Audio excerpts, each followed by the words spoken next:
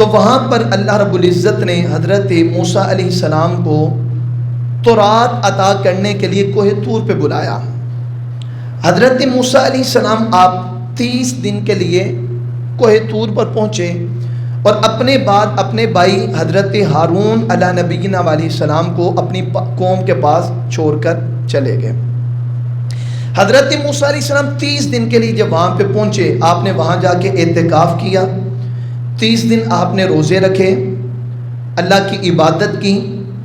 30 دن گزرنے کے بعد اللہ کریم سے ہم کلام ہونے کے لیے حضرت موسیٰ علیہ السلام نے مسواک کی اور نظافت و پاکیزگی کو اختیار کیا۔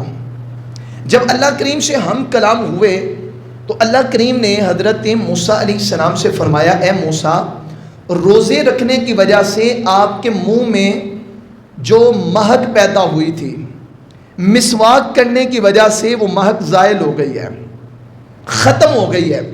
حالانکہ روزے رکھنے کی وجہ سے آپ کے منہ سے جو مہک پیدا ہوئی وہ مجھے مشک سے بھی زیادہ پسند تھی، لہٰذا اب 10 مزید روزے رکھیں۔ تو 30 دن کے بعد حضرت موسیٰ علیہ السلام مزید 10 دن کوہ طور پر رکے، اعتکاف کیا، روزے رکھے، عبادات کی، تو اللہ کریم نے حضرت موسیٰ علیہ السلام کو تورات عطا فرمائی۔ اب ایک طرف تو یہ منظر تھا، دوسری طرف حضرت موسیٰ علیہ السلام کی جو قوم تھی اس میں ایک شخص تھا سامری۔ اس نے کیا کیا، لوگوں سے سونا چاندی اکٹھا کیا اور اس سونا چاندی سے ایک بچڑا بنایا، ایک بت بنا دیا، اور پھر اس میں ایک خاص قسم کی چیز ڈالی جس کی وجہ سے وہ بچڑا بولنا شروع ہو گیا۔ اب وہ سامری بنی اسرائیل سے کہنے لگا، اے بنی اسرائیل، دیکھو حضرت موسیٰ علیہ السلام جس رب سے ہم کلام ہونے کے لیے کوہ طور پہ پہنچے ہیں، وہ رب تو ہمارے پاس آ چکا ہے اور اس بچڑے میں حلول کر چکا ہے، لہٰذا تم اس کی عبادت کرو۔ بنی اسرائیل اس کے بہکاوے میں آ گئی اور انہوں نے اس بچڑے کو اپنا رب سمجھ کر، اپنا خدا سمجھ کر، اپنا معبود سمجھ کر اس کی عبادت شروع کر دی۔ اللہ کریم نے حضرت موسیٰ علیہ السلام کو اس بات سے آگاہ فرمایا کہ آپ کی قوم نے بچڑا بنا کے اس کی عبادت شروع کر دی ہے۔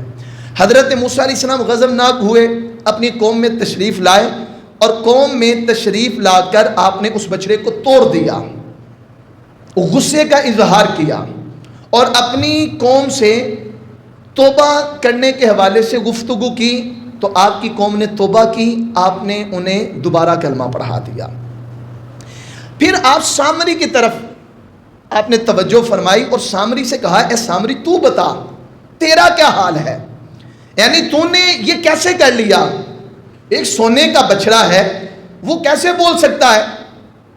سونے چاندی سے تم نے بنایا تو کیا کیا کہ یہ بچڑا بولنا شروع ہو گیا؟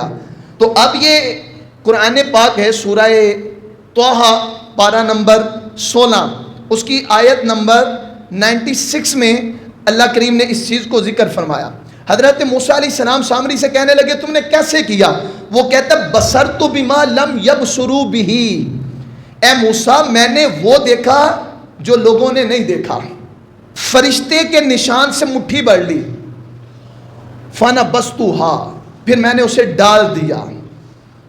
وہ کہنے لگا کہ میں نے حضرت جبریل امین کو دیکھا ہے، لوگ حضرت جبریل کو نہیں دیکھ سکے، لیکن جب میں نے حضرت جبریل کو دیکھا، آپ گھوڑے پہ سوار تھے، تو آپ کے گھوڑے کے قدم جس جگہ پہ لگے وہاں سے میں نے ایک مٹھی مٹی لی، اس بچڑے کو بنایا، وہ مٹی اس بچڑے میں ڈالی تو یہ بچڑا بولنے لگا۔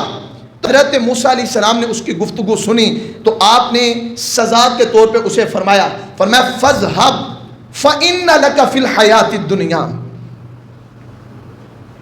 نکل جا یہاں سے، دفع ہو جا۔ فَاذْهَبْ فَإِنَّ لَكَ فِي الْحَيَاةِ الدُّنْيَا أَن تَقُولَ لَا مِسَاسَ، تیرے لیے دنیا میں یہ سزا ہے کہ تو کہتا پھرے گا مجھے نہ چھونا، نہ چھونا، مجھے نہ چھونا، یہ دنیا میں تیری سزا ہے۔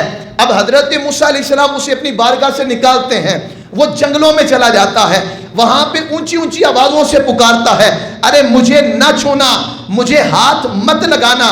ہوتا کیا تھا کہ حضرت موسیٰ علیہ السلام نے جب اسے اپنی بارگاہ سے نکالا تو بنی اسرائیل پر اس کے ساتھ بات چیت کرنا, اس کے ساتھ میل جول رکھنا, اس کے ساتھ کھانا پینا, اس کے ساتھ خرید و فروخت کرنا حرام کر دیا گیا.